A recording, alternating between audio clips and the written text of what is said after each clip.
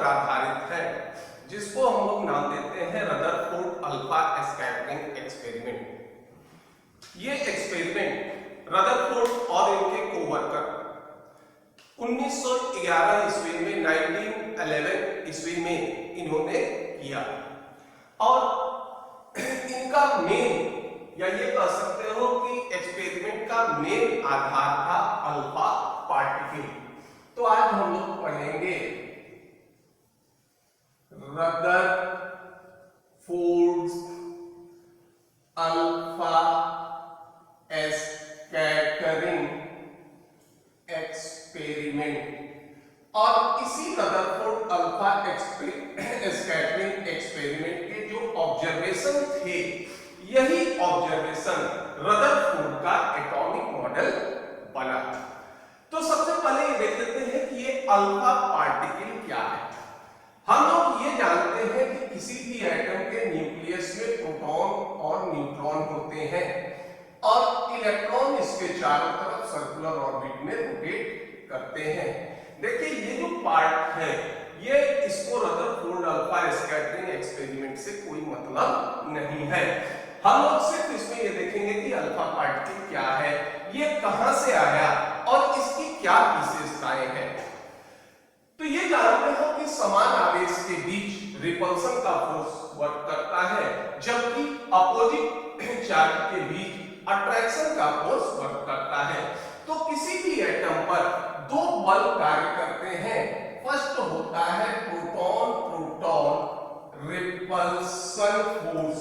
एक तो ये होगा प्रोटॉन प्रोटॉन रिपल्सन फोर्स, क्योंकि न्यूक्लियस में सिर्फ प्रोटॉन ही एक ऐसा पार्टिकल है जो चार्ज है, न्यूट्रॉन पर कोई चार्ज नहीं होता। तो प्रत्येक प्रोटॉन पर पॉजिटिव चार्ज होने के कारण ये एक दूसरे को रिपेल करेंगे और इनकी टेंडेंसी ये होगी कि ये न्यूक्लियस को तोड़ दें और अलग हो जाए। तो इस फोर्स की टेंडेंसी होगी, तो ये कह सकते हो कि it had tendency to break nucleus. इसकी टेंडेंसी होगी कि ये न्यूक्लियस को तोड़ दें। दूसरा यह होता है कि जो इलेक्ट्रॉन होते हैं ये निगेटिवली चार्ज होते हैं, न्यूक्लियस हमारा पॉजिटिव चार्ज होगा। तो दूसरा हो जाएगा इलेक्ट्रॉन प्रोटॉन या ये कह सकते हो न्यूक्लियस अट्रैक्शन फोर्स और ये फोर्स क्या करता है, रिपल्सन फोर्स को बैलेंस करता है, जिसके कारण हमारे एटम का भी अस्तित्व होगा और न्यूक्लियस का भी अस्तित्व होगा। ये जानते हैं कि किसी भी एटम में उपस्थित प्रोटॉन की संख्या उसकी पहचान होती है। अगर मान लो न्यूक्लियस टूट गया, प्रोटॉन की संख्या में परिवर्तन हो गया, तो एटम क्या होंगे, परिवर्तित हो जाएंगे। तो ये पाया जाता है या ये पाया गया कि एटॉमिक नंबर 20 तक नंबर ऑफ प्रोटॉन्स ये बराबर होते थे किसके, नंबर ऑफ न्यूट्रॉन के।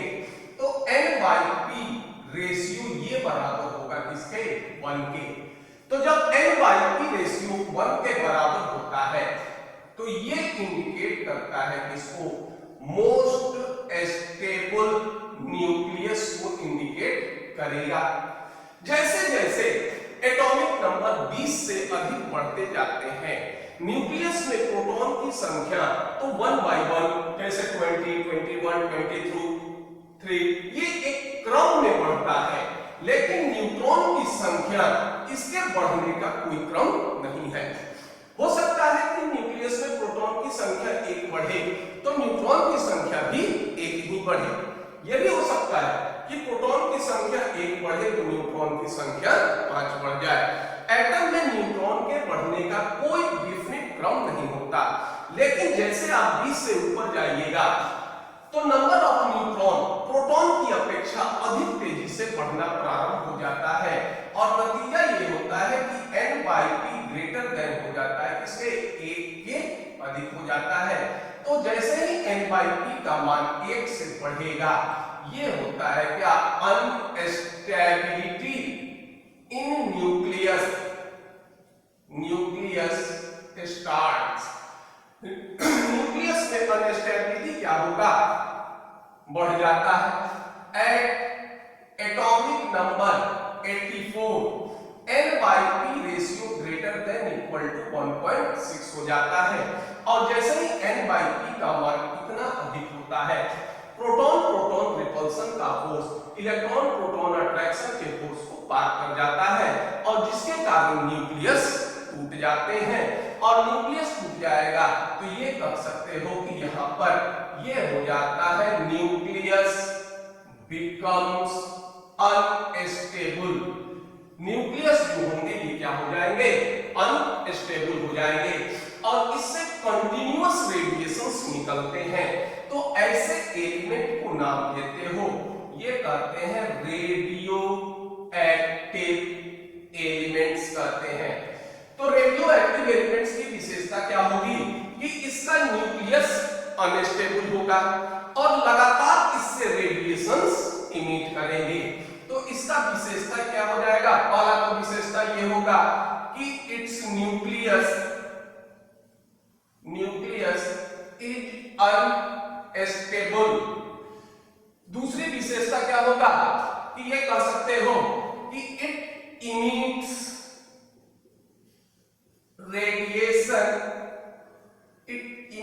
Radiation continuously. ये जो होगा लगातार रेडिएशन इमिट करेंगे। और तीसरा ये होगा कि एलिमेंट ऑफ एटॉमिक नंबर 84 ये हो जाएंगे element of atomic number 84 are natural radio active. ये जो होंगे नेचुरल रेडियो एक्टिव एलिमेंट होंगे, यानी प्राकृतिक रूप से ये रेडियो एक्टिव होंगे। लेकिन ये पाया गया कि जो रेडियो एक्टिव एलिमेंट्स थे इनसे कंटीन्यूअस रेडिएशंस इमिट होते थे, लेकिन ये पाया गया कि इनसे जो रेडिएशन इमिट होते थे तो इनका नेचर होमोजीनियस नहीं था। होमोजीनियस का मतलब क्या था कि इसमें एक तरह के रेडिएशंस नहीं थे।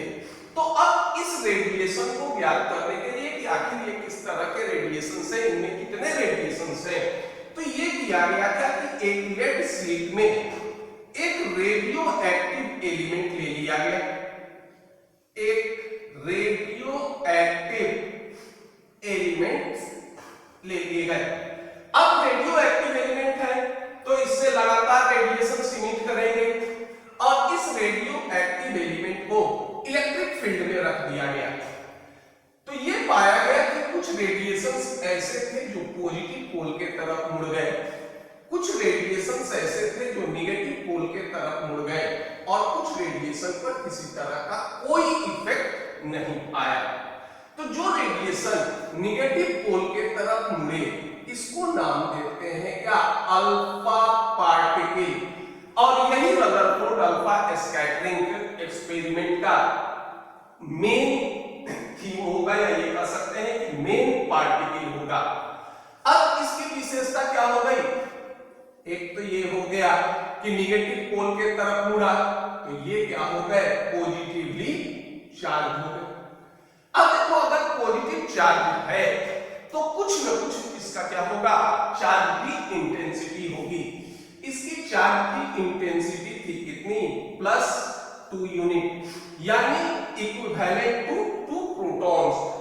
एक प्रोटॉन पर जितना चार्ज होता है उसको हम नाम दे रहे हैं 1 यूनिट, यानी 2 प्रोटॉन पर जितना चार्ज होगा उतना इसके पास चार्ज था।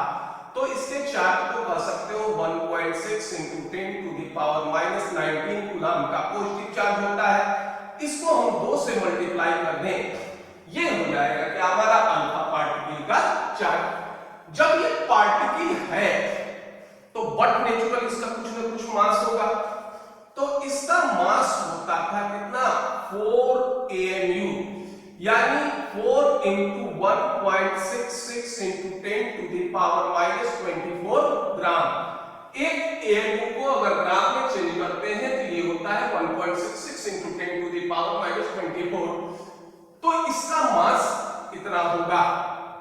तीसरा होता है वेलोसिटी, होता है c/10, जहां c होगा 3 into 10 to the power 8 metre पर सेकेंड। इसका 10वां भाग मतलब ये हो गया 3 into 10 to the power 7 metre पर सेकेंड। इसकी वेलोसिटी हो जाएगी 30,000 किलोमीटर प्रति सेकेंड।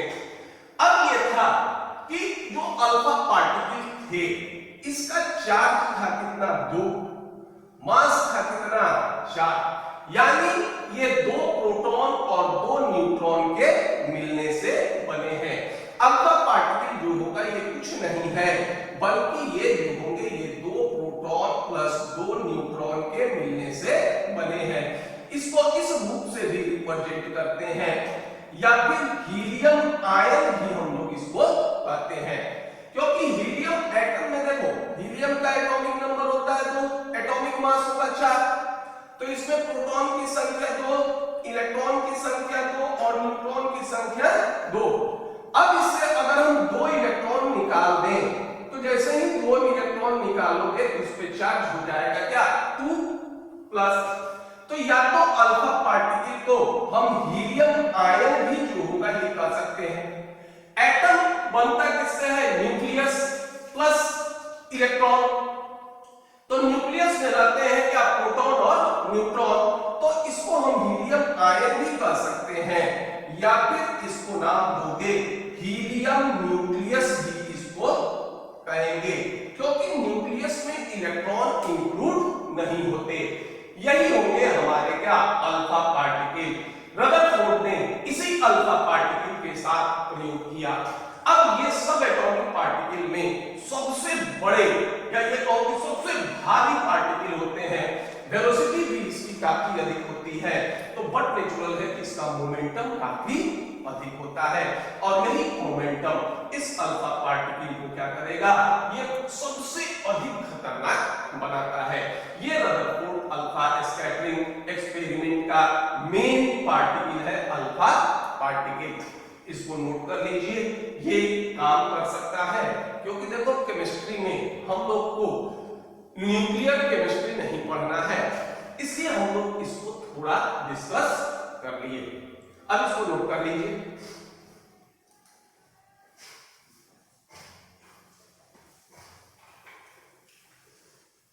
अब देखते हैं रदरफोर्ड अल्फा स्कैटरिंग एक्सपेरिमेंट। तो रदरफोर्ड ने अपने एक्सपेरिमेंट के लिए जो एपरेटस डिजाइन किया वो एपरेटस इन्होंने इस तरह से ये बनाया। एक लेड स्लिट था, ये जो होगा ये कहो कि लेड ब्लॉक, इसमें कोई रेडियो एक्टिव एलिमेंट ले लिया। ये हमारा क्या था source of alpha particle, source of alpha particle, क्योंकि रेडियो एक्टिव एलिमेंट से अल्फा पार्टिकल निकलेंगे। ये रेडियो एक्टिव एलिमेंट था, अलग अलग रेडियो एक्टिव एलिमेंट में अल्फा पार्टिकल निकलने की दर अलग अलग होती है और इसको एक्सीलरेट किया गया। इसकी काइनेटिक एनर्जी ये दी गई 5.5 मेगा इलेक्ट्रॉन वोल्ट के बराबर। अब इससे अल्फा पार्टिकल बाहर निकले तो इसके आगे इन्होंने एक लगा दिया क्या लेड स्लिट लगा दिया, और ये लेड स्लिट इसमें एक बहुत छोटा ओपनिंग था, तो जो अल्फा पार्टिकल इस ओपनिंग से होकर बाहर निकले वही आगे की तरफ गए। बाकी जो होंगे ये लेड क्या होता है अल्फा पार्टिकल का बहुत अच्छा एब्जॉर्बर होता है, ये सारे अल्फा पार्टिकल को क्या करेगा एब्जॉर्ब कर लेगा। ये होता है स्लिट और ये बना होगा, ये भी होगा किसका लेड का बना होगा। अब ये जो स्मॉल ओपनिंग से अल्फा पार्टिकल निकले ये किस तरह से निकल गए, ये जो होंगे ये एक स्ट्रेट लाइन या ये कह सकते हो कि एक रे के रूप में आगे बढ़े। इसके आगे इन्होंने लगा दिया एक थीन गोल्ड फॉयल, ये था थीन गोल्ड फॉयल यानी सोने की एक बहुत पतली पत्ती जिसकी मोटाई लगभग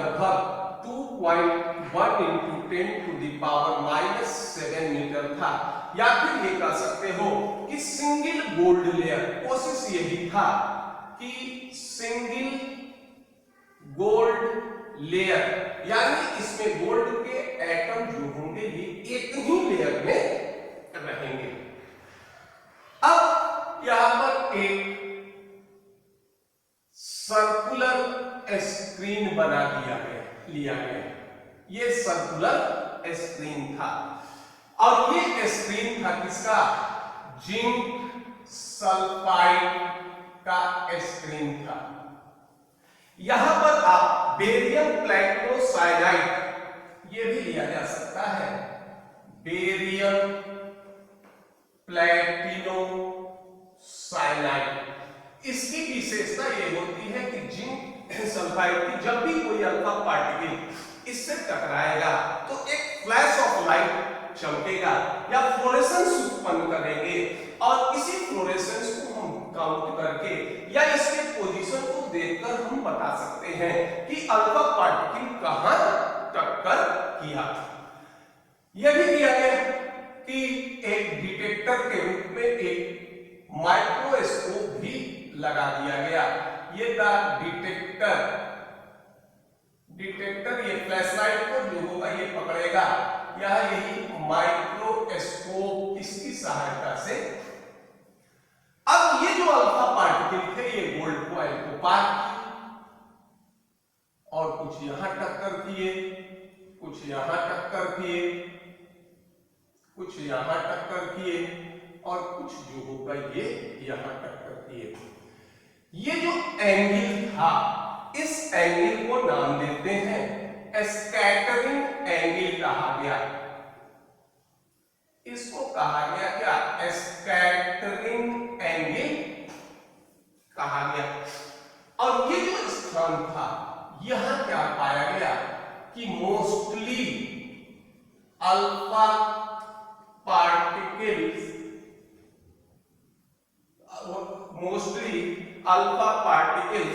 strike here.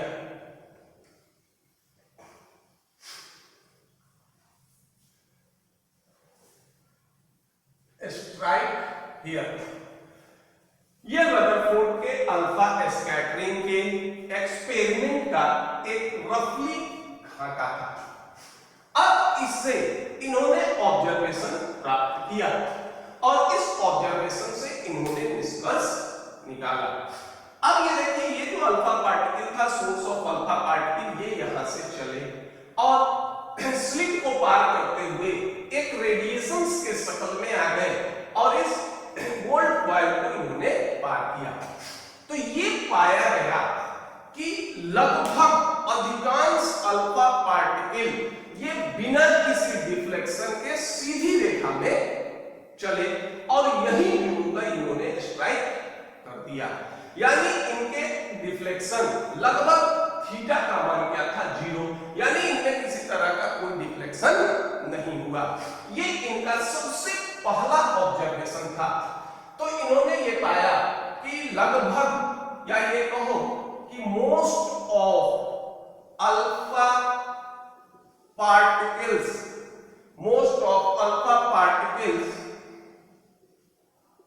travels in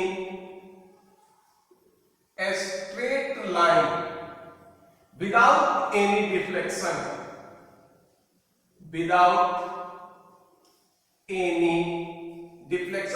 किसी डिफ्लेक्शन के, यानी थीटा इक्वल टू 0 डिग्री। और ये मोस्ट में ये आया था लगभग 99.86%, लगभग 99.86%। तो ये आप इसको टोटल मान ही सकते हैं। तो इससे इन्होंने क्या निष्कर्ष निकाल दिया? इससे इन्होंने ये निष्कर्ष निकाला, most part of an atom is empty. इन्होंने ये निष्कर्ष निकाल दिया कि एटम का अधिकांश भाग खाली है। अगर मान लो ये एटम के अधिकांश भाग खाली नहीं होते तो नेचुरल है कि ये जो अल्फा पार्टिकल था ये सीधी रेखा या स्ट्रेट लाइन में नहीं जाते। इनके डिफ्लेक्शन का एंगल, स्कैटरिंग एंगल का मान मोर देन जीरो होना चाहिए, लेकिन ये आया कि अधिकांश अल्फा पार्टिकल सीधी रेखा में गमन करते हैं। तो इससे इन्होंने ये निष्कर्ष निकाल दिया कि अधिकांश भाग एटम का क्या होगा, खाली होगा। दूसरा, इन्होंने जो शेष बच गया 0.14% alpha particles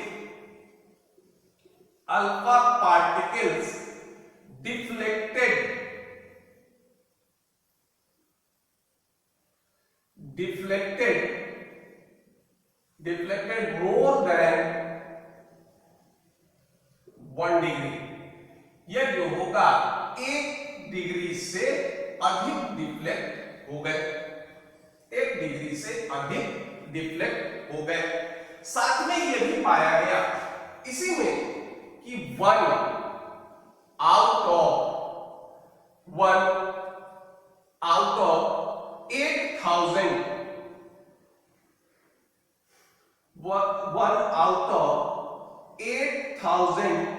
alpha particles deflected more than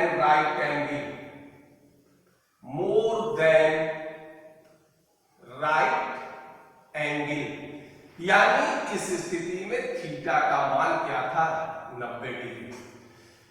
तो इससे इन्होंने ये निष्कर्ष निकाल दिया कि एटम का जो सेंटर होता है ये पॉजिटिवली चार्ज होते हैं, और ये सारा का सारा पॉजिटिव चार्ज एक स्मॉल या छोटे से क्षेत्र में रहता है। तो जो अल्फा पार्टिकल इस सेंटर के नजदीक से होकर गुजरेगा, तो अल्फा पार्टिकल भी हमारा positive charge, centre of atom भी पॉजिटिव चार्ज, तो जो नजदीक से होकर गुजरेगा उस पर रिपल्सन का फोर्स अधिक कार्य करेगा, और जो दूर से होकर गुजरेगा उस पर रिपल्सन का फोर्स क्या करेगा, ये कम कार्य करेगा। तो जो दूर से गुजरेगा उस पर डिफ्लेक्शन कम होगा, और जो नजदीक से गुजरेंगे उस पर डिफ्लेक्शन अधिक होगा। तो इनका ये निष्कर्ष निकला कि there is some positive charge inside atom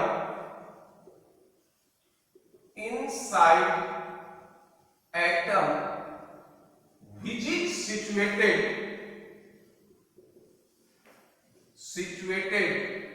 a very small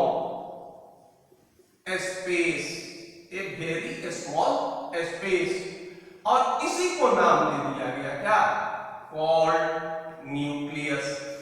तो रदरफोर्ड के एटॉमिक मॉडल से न्यूक्लियस का खोज हुआ था, इसके पहले न्यूक्लियस शब्द का यूज नहीं हुआ था, इसीलिए हम लोग यहाँ सेंटर ऑफ एटम का उपयोग कर रहे हैं।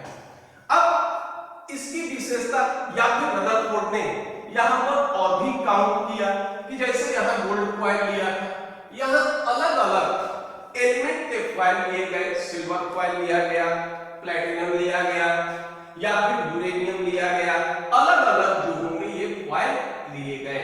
तो ये पाया गया कि ये जो स्कैटरिंग एंगल है और ये number of alpha particle deflected, इनमें अंतर आने लगा।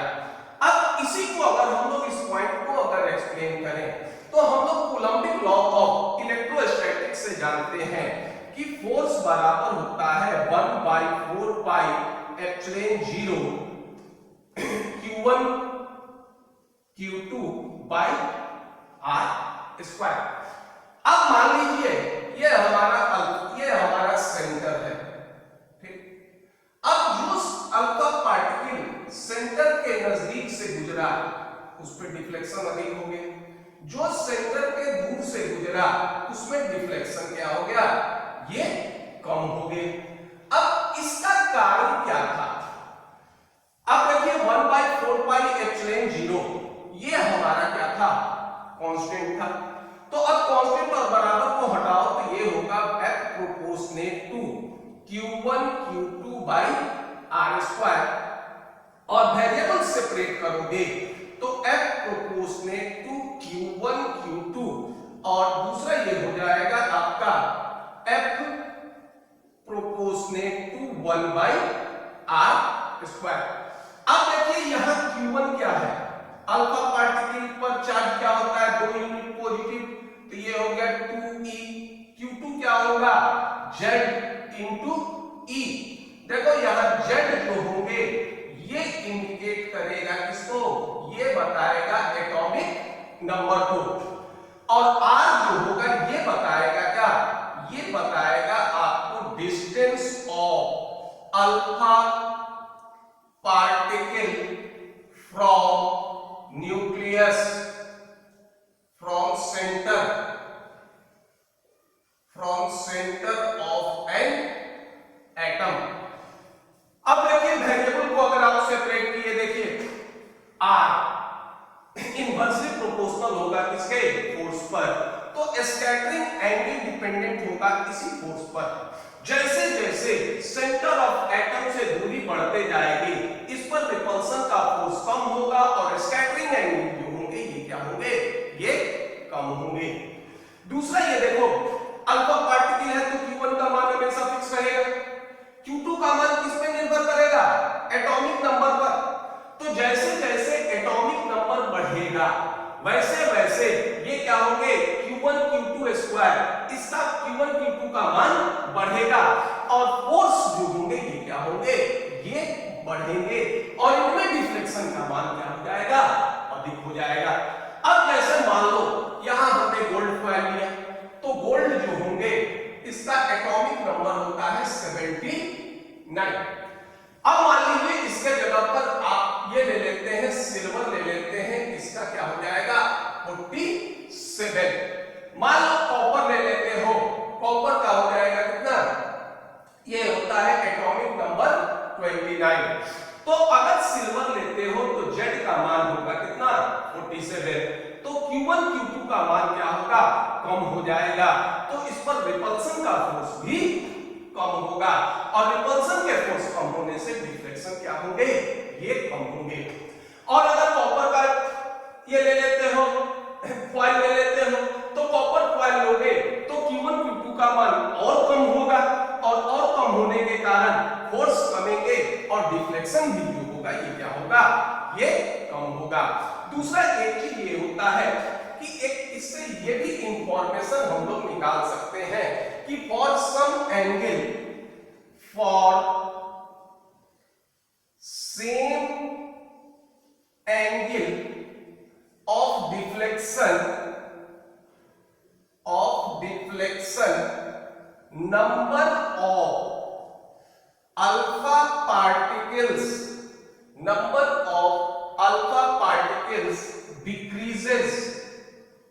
decreases atomic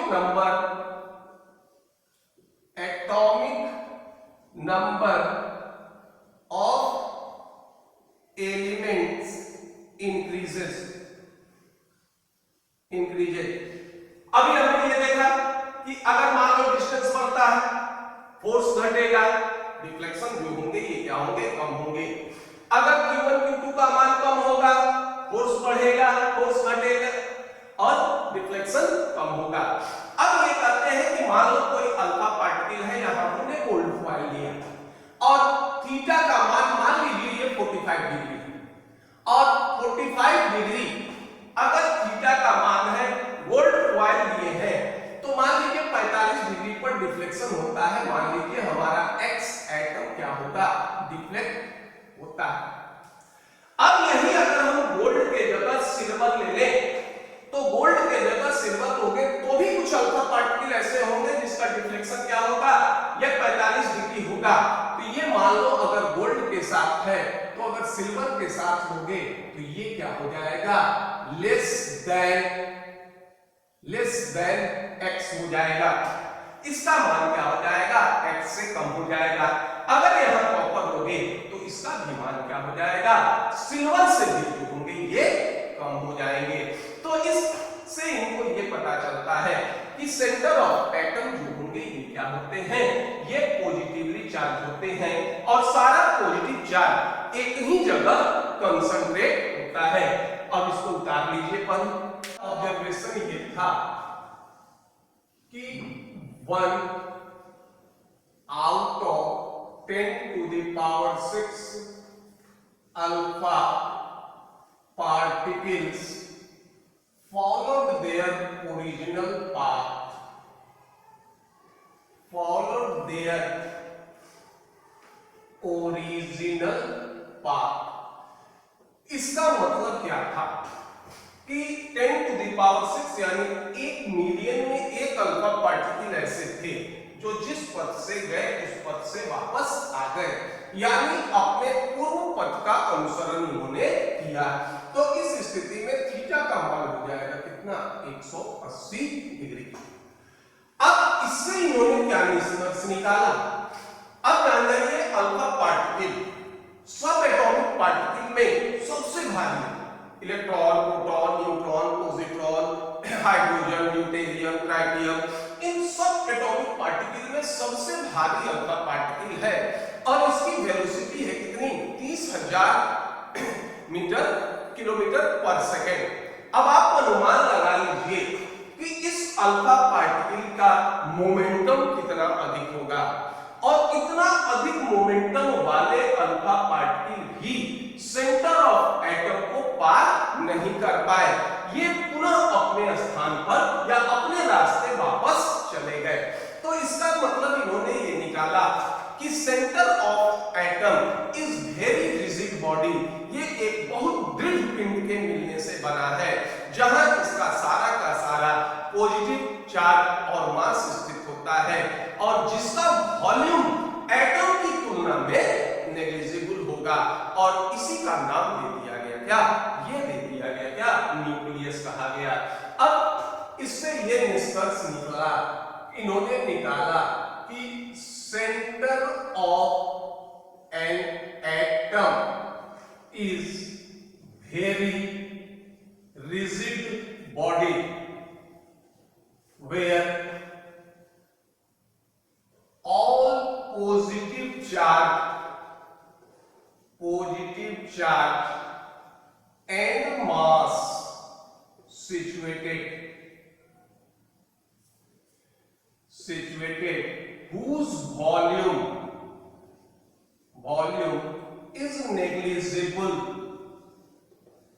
is negligible with compare to volume of an atom। Atom का वॉल्यूम इस रेंज में आया 10 to the power -10 और इसका इसी का नाम दिया गया था क्या, न्यूक्लियस। ये हुआ 10 to the power -15 मीटर के रेंज में आया और इसी को नाम दे दिया गया क्या, न्यूक्लियस। तो प्रारंभ में रदरफोर्ड ने बस इतना ही 3 ऑब्जर्वेशन किया और इसी से इन्होंने निष्कर्ष निकाला। अब ये सवाल उठने लगा कि एटम तो हमारा न्यूक्लियस चार्ज है और इलेक्ट्रॉन इसके बाहर स्थित है। इन्होंने प्रारंभ में ये नहीं कहा कि इलेक्ट्रॉन मूव करते हैं, तो लोगों ने मान लिया कि इलेक्ट्रॉन स्थिर है, तो इलेक्ट्रॉन हमारा नेगेटिव चार्ज होगा, न्यूक्लियस हमारा पॉजिटिव चार्ज होगा, लगातार इस पर अट्रैक्शन का फोर्स वर्क करेगा और जिसके कारण इलेक्ट्रॉन क्या होंगे, ये न्यूक्लियस में गिर जाएंगे। तो अब ये जो इलेक्ट्रॉन और न्यूक्लियस के बीच अट्रैक्शन का फोर्स था, इसके कारण ये इलेक्ट्रॉन न्यूक्लियस के चारों तरफ क्या करने लगे, सर्कुलेट करने लगे या रोटेट करने लगे। तो जैसे ही ये रोटेट करते थे इनका डायरेक्शन बदलेगा और ये जो अट्रैक्शन का फोर्स था, ये एनर्जी यहाँ कहाँ कन्वर्ट हो जाएगी, ये इसके वेलोसिटी या इलेक्ट्रॉन को घुमाने में खर्च होने लगेगी। तब इन्होंने ये कहा कि electron is not stationary, electron स्थिर नहीं है, बल्कि न्यूक्लियस के चारों तरफ सर्कुलर ऑर्बिट में प्लैनेटरी मोशन की तरह रोटेट करते हैं, यानी जिस तरह पृथ्वी सूर्य के चारों तरफ चक्कर लगाती है, उसी तरह इलेक्ट्रॉन भी न्यूक्लियस के चारों तरफ चक्कर लगाएंगे। एक तो सर्कुलर ऑर्बिट पे रोटेट करेंगे और दूसरा क्या होगा, अपने एक्सिस पर रोटेट करेंगे। तो इन्होंने ये कहा नेक्स्ट कि electron is not stationary it rotates around the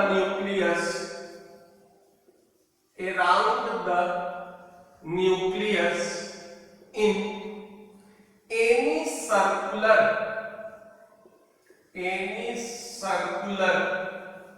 orbit as planetary motion, यानी ये जो होंगे जिस तरह से पृथ्वी सूर्य के चारों तरफ चक्कर लगाती है, उसी तरह इलेक्ट्रॉन भी न्यूक्लियस के चारों तरफ किसी भी सर्कुलर ऑर्बिट पे चक्कर लगाएंगे।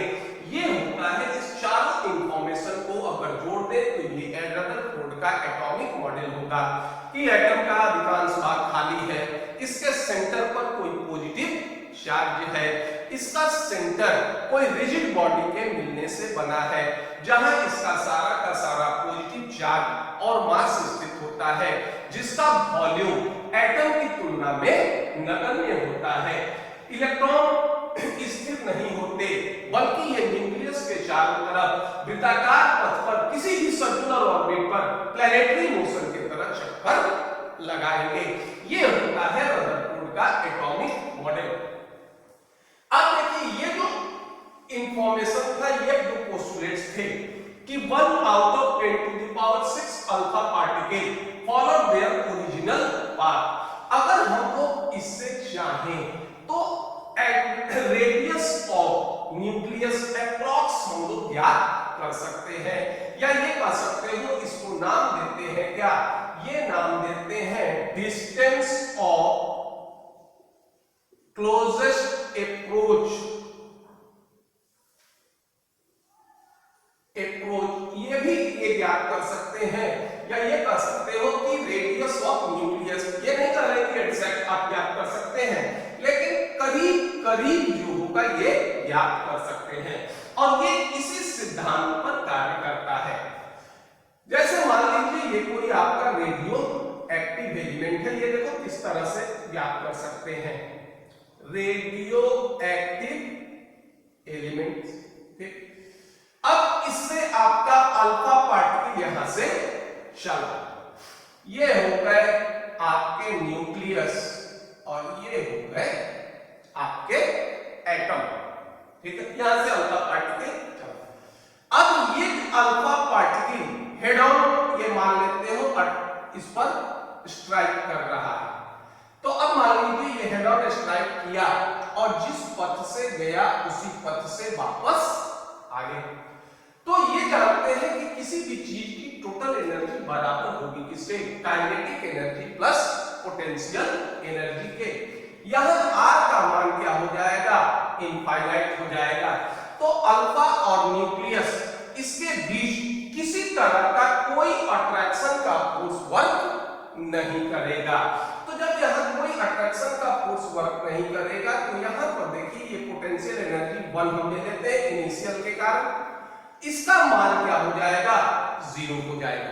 ठीक, अब ये अल्फा पार्टिकल क्या करेगा, ये न्यूक्लियस की तरफ चलेगा, तो ये इस पर फोर्स कितना हो जाएगा, 1/4 पाई एप्सिलॉन 0, ये होगा q1 q2 by r square.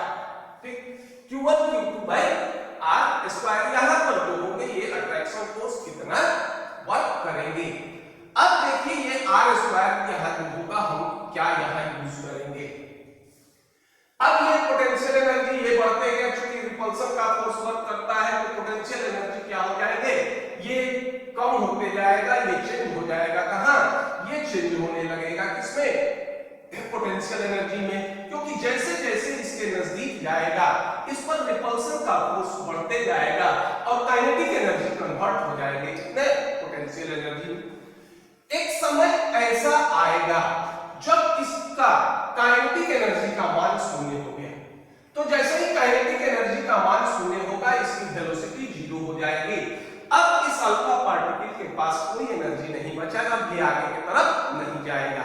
तो जैसे ही यहां 0 हुआ वेलोसिटी, अब ये वहीं से अपने स्थान पर बैक हो जाएगा। तो यहां पर जहां पर ये 0 हुआ, तो इसी को नाम देते हो क्या R0 यही होता है हमारा क्या क्लोजेस्ट अप्रोच। यहां सारा का सारा काइनेटिक एनर्जी कन्वर्ट हो जाएगा किसमें पोटेंशियल एनर्जी में कन्वर्ट हो जाएगा और यही यहां हम यूज करेंगे क्या R0 ये सारा का सारा कन्वर्ट हो जाएगा किसमें पोटेंशियल एनर्जी में। अब यहां पोटेंशियल एनर्जी ये हो गया इसका क्या यहां हो गया आपका क्या पोटेंशियल एनर्जी इसको मान लो ये हो गया 2 ठीक। अब जैसे ही वेलोसिटी 0 होगा तो काइनेटिक एनर्जी 2 ये भी हो गया क्या 0। अब यहां पर इसकी काइनेटिक एनर्जी 1 ले लेते हैं तो potential law of conservation of energy ये बराबर हो जाएगा potential energy 1 plus kinetic energy 1 बराबर potential energy 2 plus kinetic energy 2। अब देखिए काइनेटिक एनर्जी 1 या सीधा काइनेटिक एनर्जी बराबर क्या हो जाएगा 1/4 pi epsilon 0 into q1 q2 by r0 इसका भी मान हो जाएगा 0 और इसका मान होगा 0। अब ये हो गए काइनेटिक एनर्जी बराबर 1/4 पाई एप्सिलॉन 0 ये होगा q1 q2 r0। अब देखो यहां q1 क्या हो गया अल्फा पार्टिकल हो गया तो ये बराबर कितना हो गया 2e। q2 कितना हो गया ze। z यहां क्या इंडिकेट करेगा एटॉमिक नंबर को इंडिकेट करेगा तो काइनेटिक एनर्जी बराबर हो जाएगा 1/4 pi epsilon 0 into 2ze² by r0 ये हो जाएगा। अब इस सूत्र के सहायता से अगर आप चाहिए तो r0 बराबर हो जाएगा 1/4 pi epsilon 0 into 2ze² by kinetic energy. अब इससे आप अलग अलग इंफॉर्मेशन भी निकाल सकते हैं। अब देखिए ये अल्फा पार्टिकल की एनर्जी अगर काइनेटिक एनर्जी अधिक है तो अल्फा पार्टिकल का काइनेटिक एनर्जी अधिक है तो ये देखो 1/4 पाई एप्सिलॉन 0 ये हमारा क्या हो जाएगा कांस्टेंट होगा तो ये हो गए kinetic energy proportionate to 2ze² by r0। देखो 2 कांस्टेंट है E हो जाएगा चार्ज इलेक्ट्रॉन ये कांस्टेंट है इस कांस्टेंट को भी हटा देते हैं तो ये हो जाएगा kinetic energy is directly proportional to zr0। अब अल्फा पार्टिकल का काइनेटिक एनर्जी अगर अधिक होगा तो r0 का मान क्या हो जाएगा अधिक होगा तो इस अल्फा पार्टिकल की जितनी अधिक एनर्जी होगी वो न्यूक्लियस के उतना ही नजदीक जाएगा। तो इससे एक तो इंफॉर्मेंस ये मिलेगा कि ई kinetic energy of alpha particles increases r0 ये क्या हो जाएगा डिक्रीजेस यानी अल्फा पार्टिकल न्यूक्लियस के क्या होगा काफी नजदीक जाएगा। दूसरा ये हो सकता है कि अगर ई एटॉमिक नंबर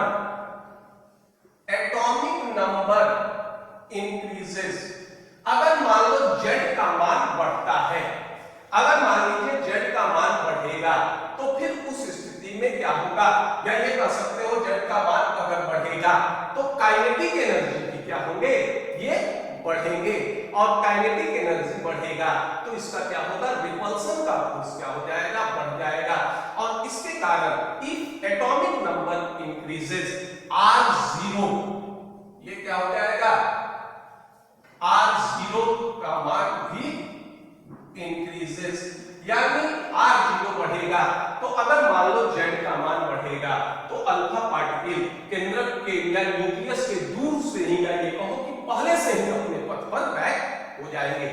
अब यहां देखिए अगर पूछने का ये भी पूछा जा सकता है कि अगर मान लो z के स्थान पर एक हो गया गोल्ड हो गया मान लो यहां सिल्वर ले लो कॉपर ले लो तो ये पूछे कि बताइए किसके लिए क्लोजेस्ट अप्रोच या अल्फा पार्टिकल न्यूक्लियस के सबसे नजदीक जाएगा तो सबसे नजदीक जाएगा किसके साथ सबसे नजदीक जाएगा, जेड का मान गोल्ड के लिए क्या होगा, सबसे अधिक होगा, उसके बाद सिल्वर के लिए, और उसके बाद होगा क्या, कॉपर के लिए। तो जब कॉपर के लिए जेड का मान क्या होगा, ये सबसे कम होगा, तो कॉपर के साथ ये सबसे नजदीक जाएंगे। इस तरह से हम लोग क्लोजेस्ट अप्रोच के बारे में भी कैलकुलेट भी चाहे तो कर सकते हो, क्योंकि देखो 1/4 पाई एप्सिलॉन 0 का मान होता है कितना, इसका मान होता है शायद 1 × 10 9 × 10 टू द पावर 9 होता है। ई का मान ये जानते हो 1.6 × 10 टू द पावर -19। जेड हमारा एटॉमिक नंबर, कैलकुलेट करेंगे R0 का मान आ जाएगा।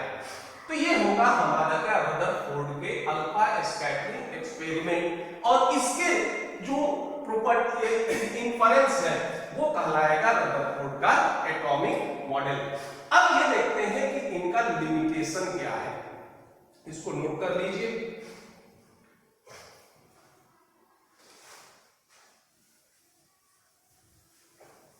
अब ये जो रदरफोर्ड का एटॉमिक मॉडल था, ऐसा नहीं था कि रदरफोर्ड का एटॉमिक मॉडल एब्सोल्यूट था, इसमें भी बहुत सारी कमियां थी। ये था लिमिटेशन। सबसे पहला तो ये था कि ही डज नॉट एक्सप्लेन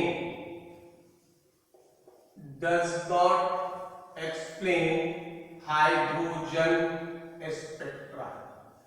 अब यह है कि हल्का फुल्का स्पेक्ट्रा को जो होगा ये देख लेते हैं। स्पेक्ट्रा जनरली ये होता है, आप ये देखे होंगे कि सनलाइट को अगर प्रिज्म के साथ से प्रवाहित कर देते हैं तो ये देखते होंगे कि ये 7 अलग अलग कलर में विभक्त हो जाता है, और इसी को नाम देते हैं हम लोग क्या, स्पेक्ट्रा कहते हैं।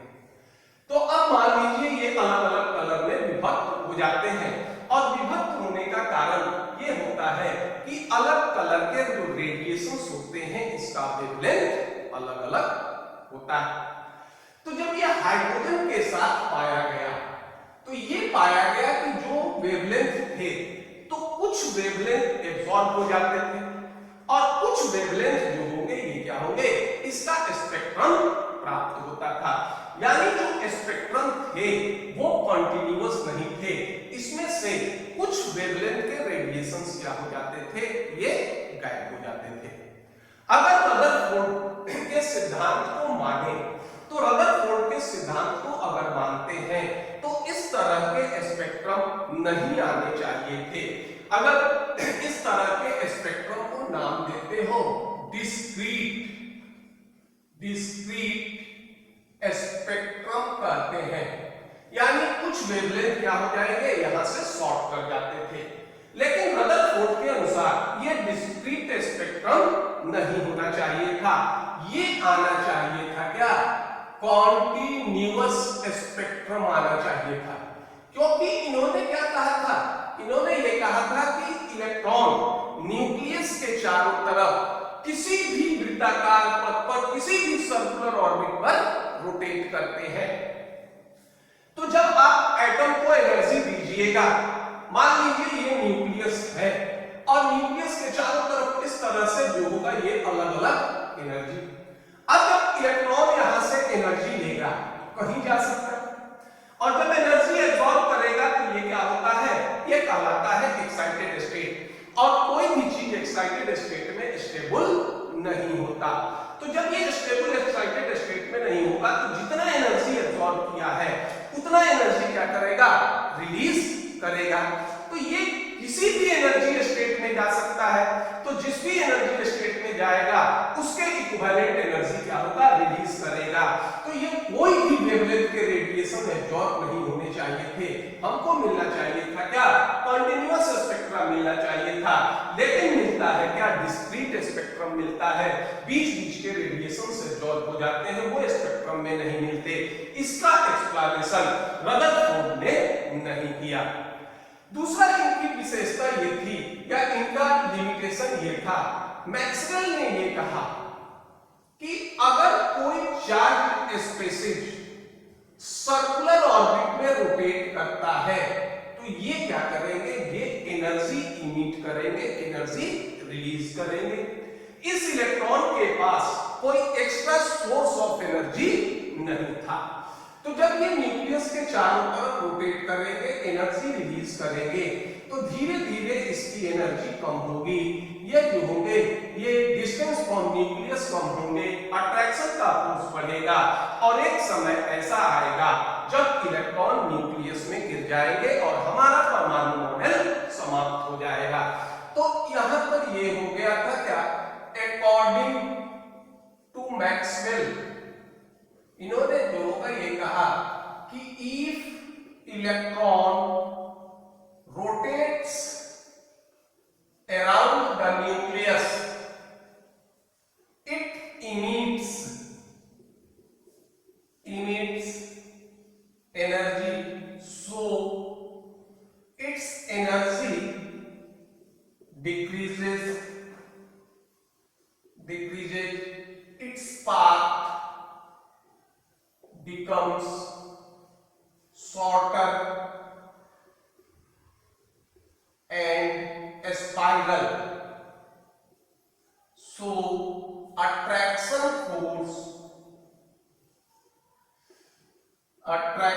force on electron increases. A time comes